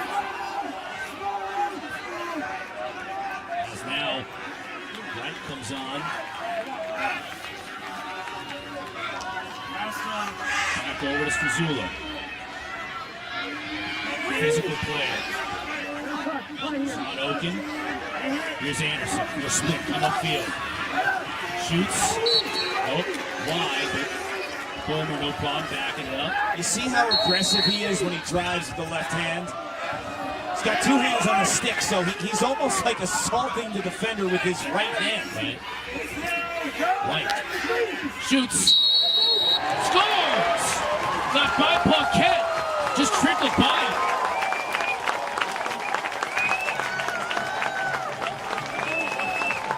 Connor, you mentioned in the first half that Wright, 52 for St. Joe's, kind of starts the offense. He does it with a calmness. Known as a passer, and Yale's deciding this half, we're not going to slide to him. So if you don't slide to him, he's going to go to the rack. We've seen him throughout the course of this game be aggressive, but a lot of times it's aggressive to be a passer, right? When he hit Carter Page in the second quarter. That time he decides to take it to the rack himself. Now Yale going with ball at the face-off X. Boy, the St. Joe's bench thought he went early. Didn't. Instead, the Wings gobble it up. Big play by Garciarina to get the loose ball. Now it's loose again. Garch, as they call him, battling for it. Big play here. Over the ceiling. Blondell. He'll clear it himself. Gets it to Anderson. Final minute of this third quarter. St. Joe's led by a goal at the half. Now they trail by 2.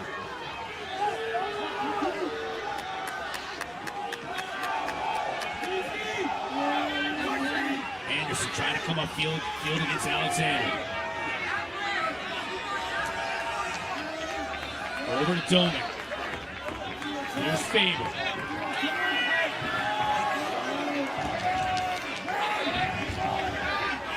Now 15 seconds. Fable on Tevlin. Fable shoots wide. Still on the rebound though. Side of the net. Fake will let it fly. Brandow shoots. Sealy is there though at the end of the third quarter. Monster goals. He's feeling. Against quarterfinal. They wait the winner of this game. They'll be playing in Hempstead, number 1 Maryland and Vermont tomorrow, and then Brown and Virginia coming up next, immediately following our game. Don't forget the NCAA men's lacrosse coverage. It's all weekend long. As we head to the quarterfinals, action begins Saturday, May 21st at noon on ESPNU. Visit NCAA.com. Your home for all 90 NCAA championships, including this championship of this sport right here on Memorial Day. There's Ball again, winning another faceoff. He's won 3 faceoffs here in the second half. And he scored a goal off one of them.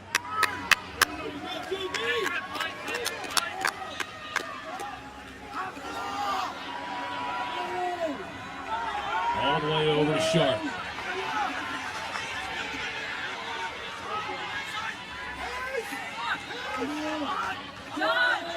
Hyde. Back up top to Johnson. Quickly over the lines, Ops not to shoot.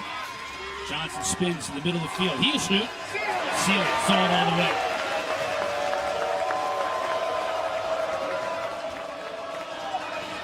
Seven saves for Sealy.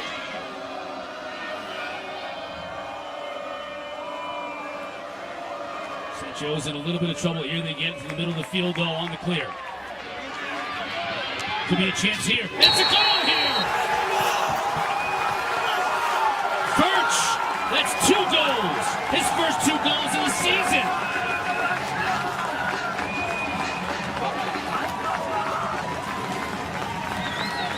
What a time to shine. Levi Birch, the lefty, with 2 monster goals. He's feeling it. St. Joe's is feeling it. You want a pole goal? Give it to the guy who's found pay dirt already. It's May. The belief is there. Levi Virch. From about as far away as you can be. Victoria, British Columbia. I wonder if his family is here amongst this crowd of Hawks fans. What a moment. Now Cole wins the faceoff.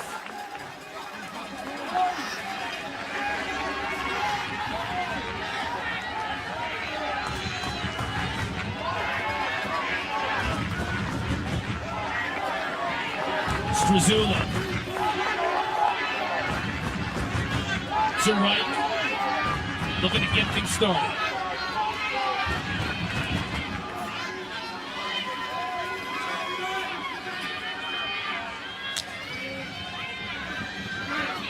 Eschbach pushing Strazula out.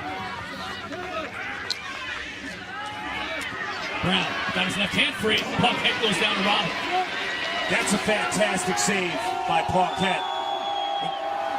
If you look at Carter Page when he made that move, the sixth sense to feel the back pressure from the defense, and Paquette bails this Yale defense out. A unit from a slide standpoint that is not always in unison.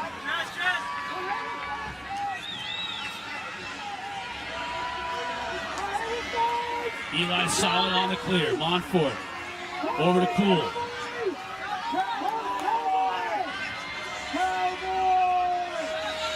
Now quickly Oaken trying to come out and Bragg comes in.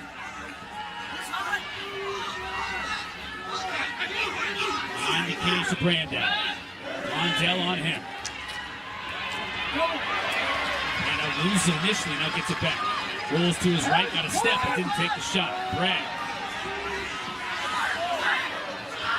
Lyons has all kinds of time. Just whistles it high. Watch Bragg, 45 and white. When he has the ball from the outside, they defend him differently. They're going to pressure, they're going to try to slide in front of him to disrupt his shot, and Lyons had an opportunity. Johnson up top, Bragg will fire here. Ooh, boy.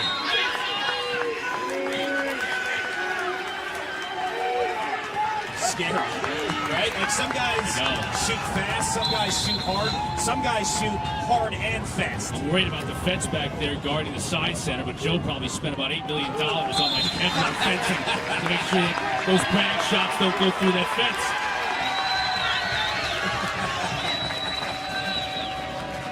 What a facility, right? Oh, it's the amazing. Joe Lacrosse Center behind us. Fantastic. State of the art. You see it there. Nothing but love for Joe Tsai, too, and his support for college and professional lacrosse, both indoor and outdoor in this country. And international. Yeah, no doubt. Great defensive stand that time by St. Joe's. I mean, this game has so many ebbs and flows to it. Now, can they clear it? This is a tough spot right here. And they can't. Stevenson is there to pick it off. Now we get a whistle and a flag down.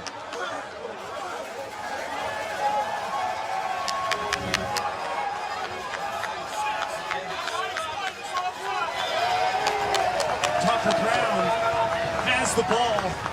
He's about to get pushed out of bounds. He throws a pass in desperation, but prior to that, Yale is offsides. Right. That's a possession foul. So he's in trouble here. So he just throws that in desperation. Prior to that, though, Yale is offsides. Andy Shea can't believe it. He wants an explanation. I don't think he's happy with the one he got. On the far side. Right. He can't believe it. Because not only did they lose possession, but now they're a man down for 30 seconds. And that might have been an opportunity for Stuzen to come down and generate some quick offense.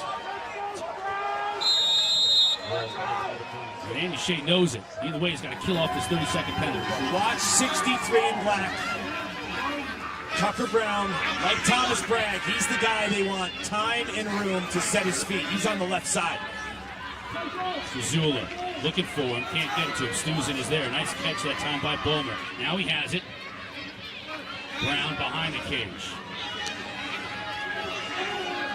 Bowman over to Strazula. Even strength. Skip pass, shot. Wow, that's the one he wanted. And he knows it.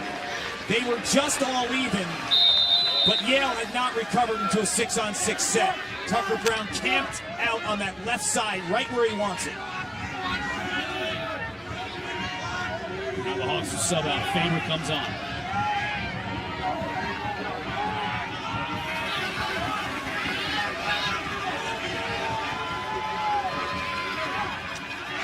Montfort.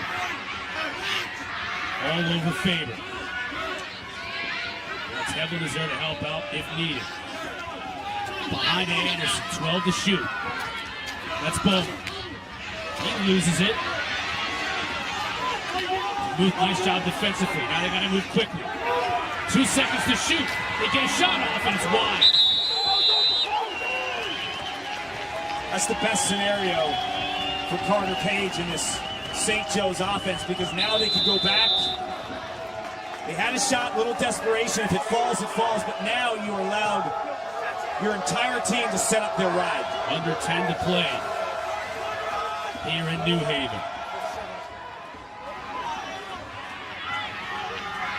Devlin clears it.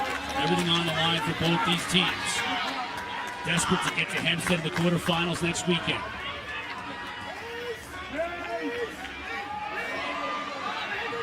Kai shakes free of his defender.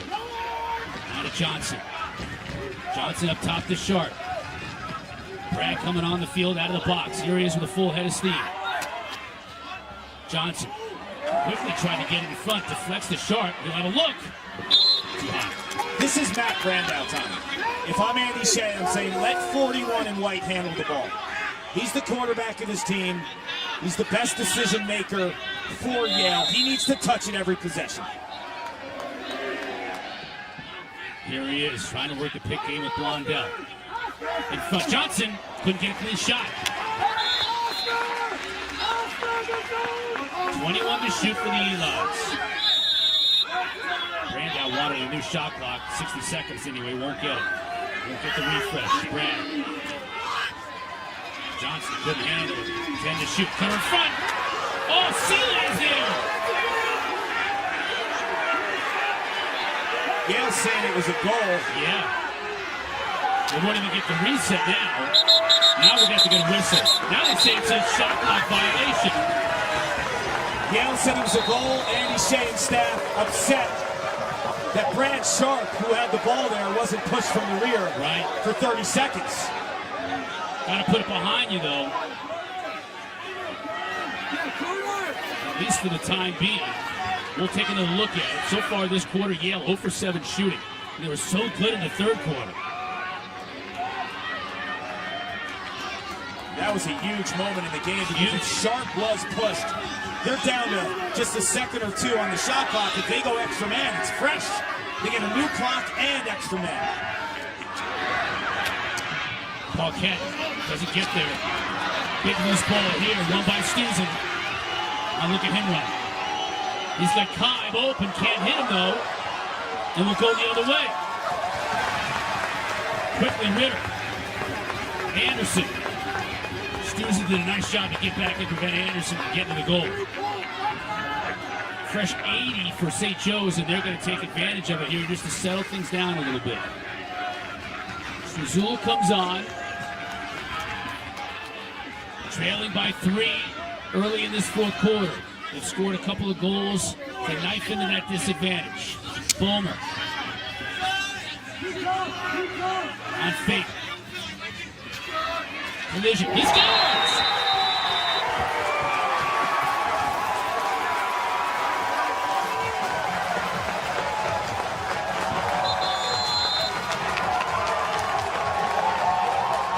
It's a game of inches and a game of critical moments.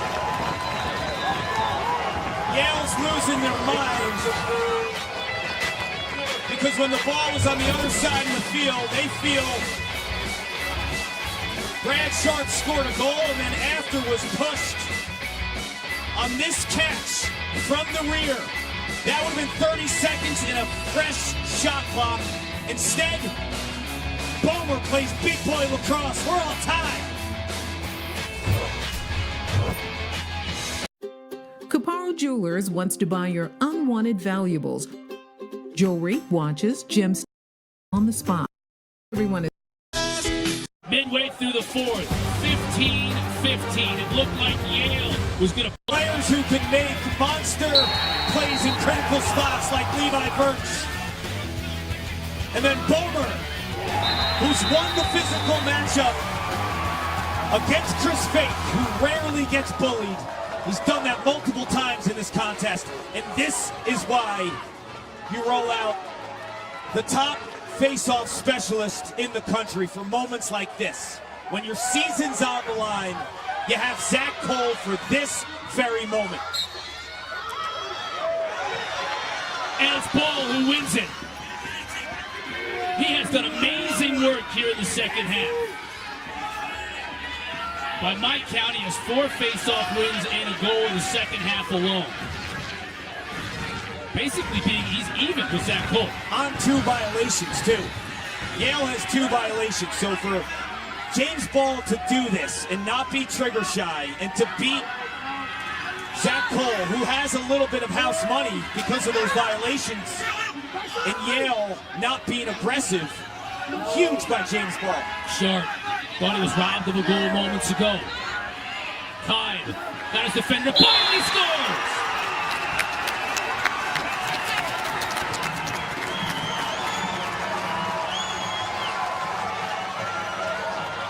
James Ball gives this Yale offense life. And we talk about the freshmen and Chris Lyons and Leo Johnson and Brad Sharp. Don't forget about Johnny Kide. What awareness to dip the stick underneath, away from pressure. Catches, sets his feet like he's gonna rip. Defense overextends, buries it.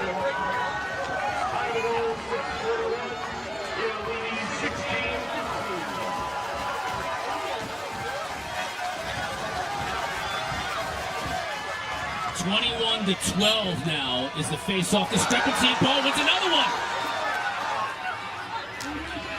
Oh, and he throws it away. Couldn't get it to Johnson. Man, every possession at this point in this game is absolutely critical. And the crazy thing about face-offs, Chris, it's like not all face-offs are created equal, right?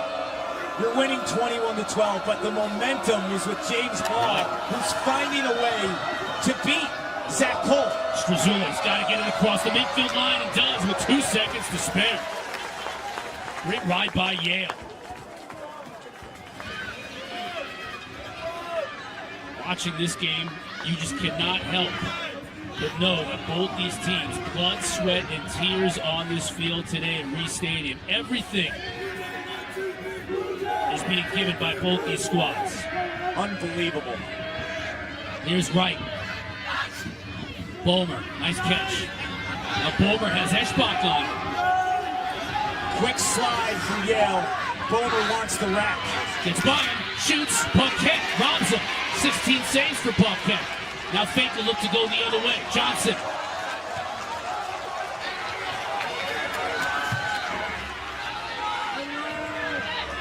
Johnson gets it to Lyons. Now Eschbach comes off. Oh, he's staying on. Johnson on the far side clears, which means Tevlin can come on.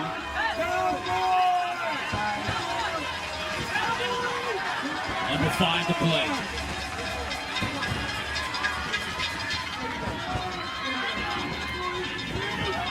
Both these teams must be absolutely floored right now. Blondell trying to handle Grandal. Can't!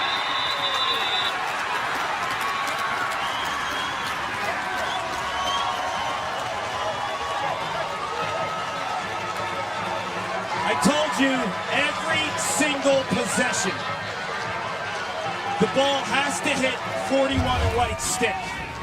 Matt Brandau leads the nation in points per game with a lacrosse IQ that is hard to match. We've seen him muscle through defenders.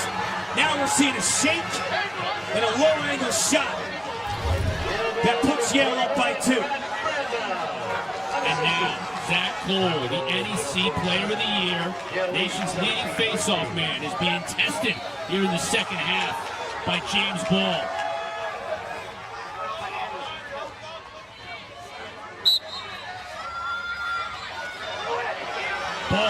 number. He just has his number here in the second half. Gets it to Hackler. Hackler might shoot. He does. High. You know what is so crazy about this storyline at the face-off dot? Zach Cole is better in every game in the second half. Yeah. James Ball has not been the primary face-off specialist for Yale. He's only taken 28 draws all year. He's been the answer. He's won 5 of 6 here in the second half. Anything and everything can happen in this tournament, and it's happening tonight. Like that turnover right there with 4:16 to play. Up 2.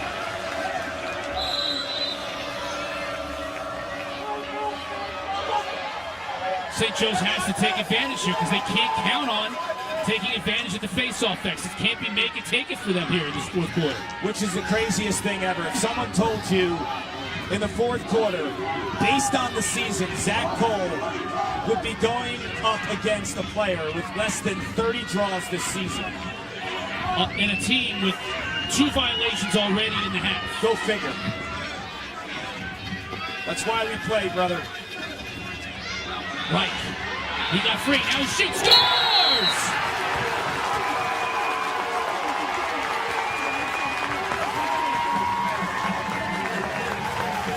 Clark Reich only had 6 goals coming in this game. He's got 2 here in the second half.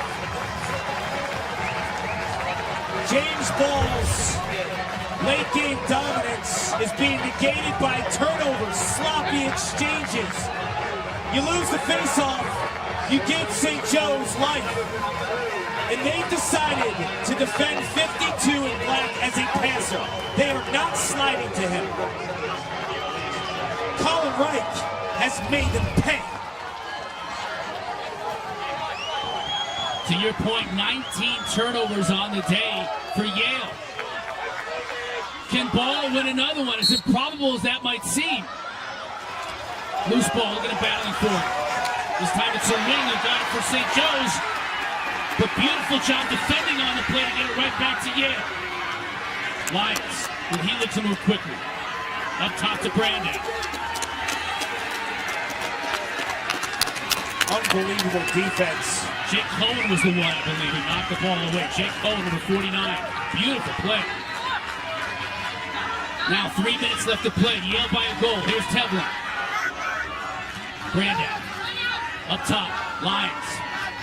Check that. That's short. Now over to Kai. Everyone getting involved, by the way, for Yale tonight. Tevlin. Sharp. Now behind the Brandon. Back up top. Here's Kai. He'll look to dodge. Tevlin. He fired. He will. Boy, Sealy goes right in to make the save.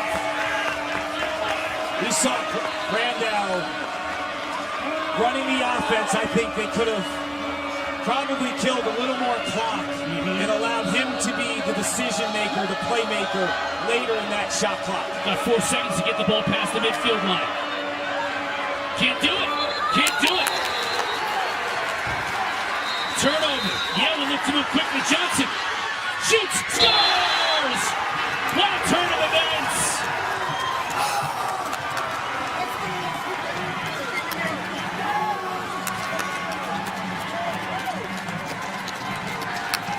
You've got 20 seconds to clear the ball if you're St. Joe's. If you had 21, you might have tied up this game. Yale was known to pressure ride. Look at the clock. Barely doesn't get across. The quick restart in the ice in the veins by 6 and White, the freshman. Talk about freshman delivery. Johnny Kai and now Leo Johnson. Zach Cole is the leading face-off man in the country. He leads the country in ground balls per game coming in. He's never taken a bigger face-off in his life than right here. It's Ramsey for Yale. We're going to push. That's going to be a loose ball push against St. Joe's, and it's Yale's ball. They went with Ramsey there. I mean, they are just mixing and matching and not allowing Cole to get in any type of rhythm. It's amazing. It's an amazing call by Andy Shea and this coaching staff to do anything and everything they can to get Zach Cole out of his comfort zone, and it has worked beautifully here in this second half. Ball alone won 8 out of 13 draws. Now Tevlin holds, watching that shot clock wind down. The lead is 2. They still have lots of time on that clock to get this thing well under a minute. St. Joseph's got to press out. Got to force a turnover here. Nothing is more important than the ball. If you are Yale, you do not shoot. Lions got an open cage. Instead opts to back it out. Still 25 seconds, especially with Zach Cole, even though he's not having a huge second half. Lions just running for his life. Shea calls a timeout with 16 seconds to shoot.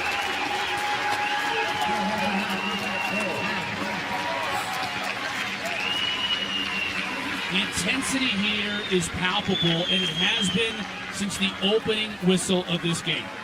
I mean, it has been back and forth, up and down this field, momentum switches, swings, 3-goal leads for one team, 3-goal leads for another team, improbable storylines. Zach Cole getting beaten at the faceoff dot time and time again here in the second half. Just amazing across the board, the game we've seen tonight. The scenario here, that's Taylor Ray, head coach of St. Joe's. He's a defensive specialist. He's going to have a double scenario. Andy Shea, you have to ask yourself right now if you're Andy Shea. If you decide to shoot and score, there is a chance, even up by 3, that you might never touch the ball again. So what do you do late in this shot clock situation? There's 16 left. My feeling is you bleed a little bit more and you let Matt Brandau go to the cage late in the shot clock with like 4 seconds left. You let him go. You set up a play. Because the bottom line, if you have a violation, St. Joe's is getting the ball. If you score, you go to a face-off. And we just saw St. Joe's fail on a clear. If you dump it into the corner, Clark, then you can set up your ride. And even if St. Joe's is successful on the clear, you burn a lot of time off that clock. You do. That's the debate. But with everything said and done, Matt Brandau will be involved in this possession. I'd be shocked if he's not. Brown here has been treated to a gem. What a game we have had. Don't forget, Brown and Virginia at the start of the day. I thought that might have been the best game of the day. That's half as good as this game. We got a great nightcap coming. Cool. He's the one with the ball in his cross. Yeah, he can run. 5 seconds. Will he take a shot? He doesn't. It's going to be a violation. That goal won't count. Shot clock violation. Here come the Hawks. Got to score quickly. Got timeouts on the board, and Ray's going to use one right here. They did what I thought they would do with Matt Brandau, right? Late in that shot clock scenario, you go to the rack. Because if you score, you have a 3-goal cushion. If you roll the ball out, you're only up by 2, and you give them the ball. Right. Just about a second too late for Poole. Look right here, shot clock, 3, 2, 1, clearly after. He just didn't have his time. He just didn't have his dodge time properly. That was interesting to put it in Carson Coole's stick, too. Yep. Another freshman. Like, how crazy is that? However, he's the most athletic guy maybe on the team with Brad Sharp. This guy does flips in pregame. Like, he can do somersaults, flips. He's an incredible athlete, so I get why you want him to be the guy who could escape a double, because I thought Taylor Ray would double. Now, you have a lot of options. That's your best overall player. Right there, Levi Anderson. Yes, but today, they've been able to have success in certain matchups with Colin Wright. Yep, in the second half, he's got 2 goals. He's the dilemma. They have not slid to him, but he's shown you he can score. There's Tucker Brown, 63, near side. Swazula's going to start it. Don't forget about Carter Page. Gazula. See what Ray has drawn up. Trying to get to Bomer. Stewson will get chase. Stewson's going to just try and run out this clock. Gets it in the box. And Andy Shea calls his final timeout. 23.3 to go. It looked like the play was working like a charm for Taylor Ray, but unfortunately the pass to Matt Bomer goes wanting. I like how they were attacking at that stage of the game clock, right? It was right around 30 seconds, because if you score there, you put your team in a situation with Zach Cole to get another good look. And Bomer was going to step down and have a rip. He was.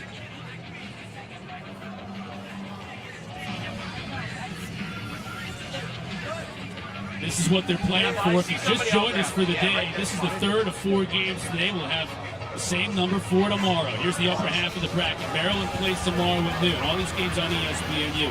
Brown and Virginia follows us. Lars Tiffany's return to Providence. You're not going to want to miss that one. Princeton won earlier today. They await the winner of this one in Hempstead next Saturday on ESPNU.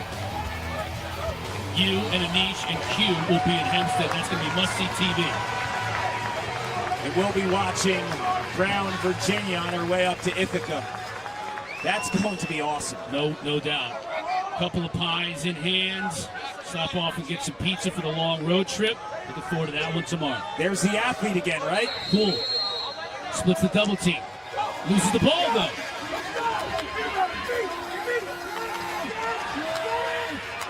Clock is winding down, though. Yale gets it back to Brandow. He won't do anything but try and run this clock out. Inside 10 seconds. Throws it up in the air. Crowd here at Reese knows it. Bounces harmlessly out of bounds, and that's it.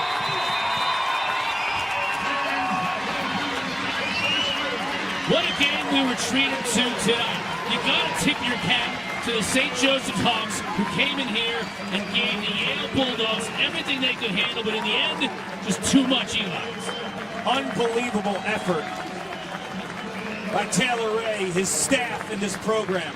They have arrived. You look at this roster, so much talent coming back in 2023. This moment will allow them to grow, reset, and make another run, because they have playmakers all over the field. But Andy Shea's team battle-tested, with Matt Brandow leading the charge, with freshmen all over this field, making critical spots, delivering in critical spots. Unbelievable. Coach Shea standing by on the heads. Coach, I'm glad we gave you a couple of seconds to take a deep breath. Yeah. That's one of the best lacrosse games I think I've ever seen. How come we're always in those games that are the best ones you've ever seen? That was a wild ride. Coach, why did you go to James Ball? Well, we felt like we were wearing him down, and James we think is very good, and he did a great job there. There's one guy against our unit, so that's the way we wanted to do it. But take me through your mindset and your discussions with the other coaches in terms of using Nicholas Ramsey then later as well after James Ball has shown you some success. Like, why? Well, those guys are good teammates, and they trust each other. JB was tired for a little while there, and when Rammer's tired, we're using JB, and they don't care who's out there. They just want to make sure we get the win. One of the things we talked about as the game was progressing, how so many different players on your team were contributing. Kai, Monfort, even Cool at the end. You put the ball in Carson Cool's cross at the most critical time of the game. Right. Well, he's one of the fastest guys we got, so we want to make him run around and try and ice the game.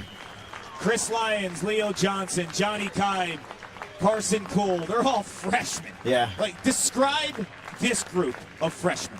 It's the best class I've ever had, the most impact we've had on the field, so hopefully they continue to grow up. Coach, we appreciate it as always. Thanks a lot. Thank you, guys. Look forward to seeing you in Hempstead. Appreciate it. Thank you. All right. We're going to take a quick break. We're coming back to talk to our player of the game. Yale survives against St. Joe's team. Now they head to Hempstead in the quarters. We'll wrap things up after this.